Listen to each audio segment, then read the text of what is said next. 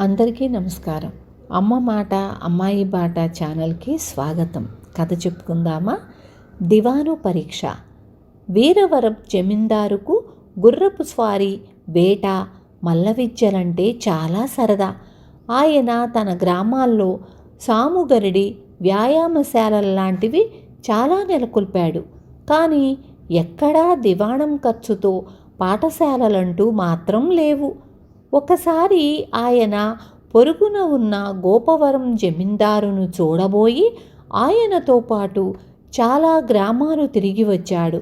ఆయా గ్రామాల్లో ఉన్న పాఠశాలలు, పిల్లల చదువుల పట్ల గోపవరం జమీందారు కనపరుస్తున్న శ్రద్ధ వీరవరం జమీందారును బాగా ఆకర్షించాయి.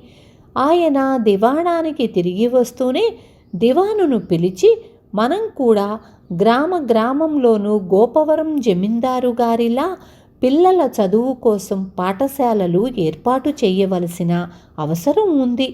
ఈ విషయంలో ఖర్చుకు వెనకాడవద్దు. వెంటనే పాఠశాలలు స్థాపించి ఉపాధ్యాయులను నియమించండి అని చెప్పాడు. దివానుకు డబ్బు ఖర్చంటే బెదురు.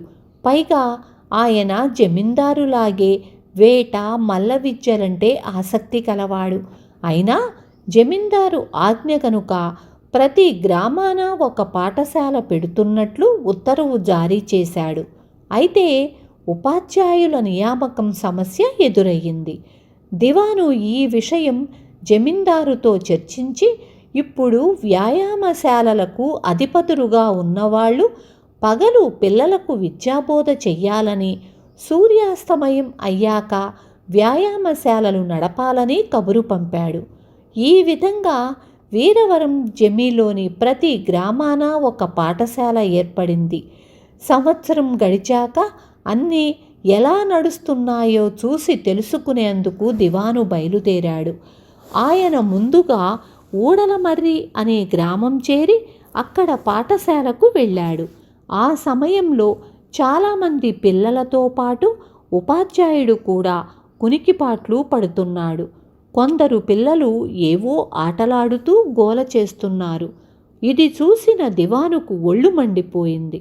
ఆయన కునికిపాట్లు పడుతున్న ఒక కుర్రవాణ్ణి లేపి కళ్ళెర్ర చేస్తూ, ఇదా ఇక్కడ మీరు చదువుతున్న తీరు, ఇంతవరకు మీకేపాటి చదువు అబ్బిందో చూస్తాను అని కుర్రవాణ్ణి, ఒరే, రామాయణం భారతం రాసిందెవరు అని ప్రశ్నించాడు. కుర్రవాడు గజగజా వణికిపోతూ, కొట్టకండి, అవి రాసింది నేను కాదు అన్నాడు. ఆ జవాబుకు మండిపడి దివాను గబగబా పోయి ఒక ఉపాధ్యాయుణ్ణి భుజం తట్టి లేపి, ఇదా నువ్వు పిల్లలకు చదువు నేర్పుతున్న పద్ధతి, నీ విద్యార్థినొకణ్ణి రామాయణం భారతం ఎవరు రాశారని అడిగితే నేను కాదంటాడేమిటి అన్నాడు.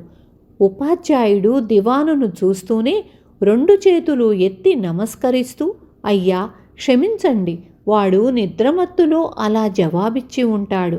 నా నమ్మకం ఏమిటంటే వాటిని వాడే రాసి ఉంటాడని అన్నాడు.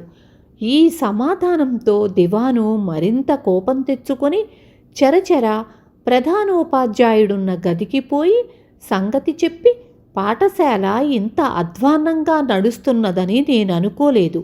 ఇందుకు మీ సంజాయిషి ఏమిటి అని అడిగాడు.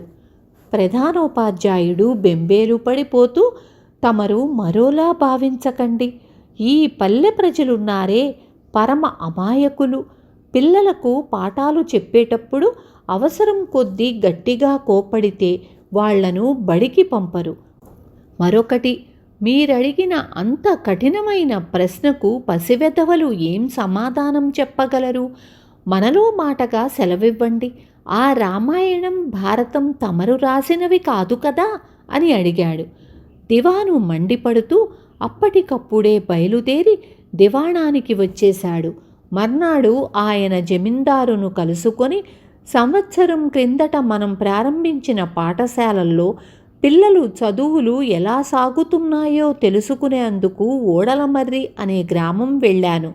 అక్కడి పాఠశాల పరిస్థితి ఏమీ బాగాలేదు. ఉపాధ్యాయులతో పాటు ప్రధానోపాధ్యాయుడికి పెద్ద తేడా ఉన్నట్లు కనిపించడం లేదు.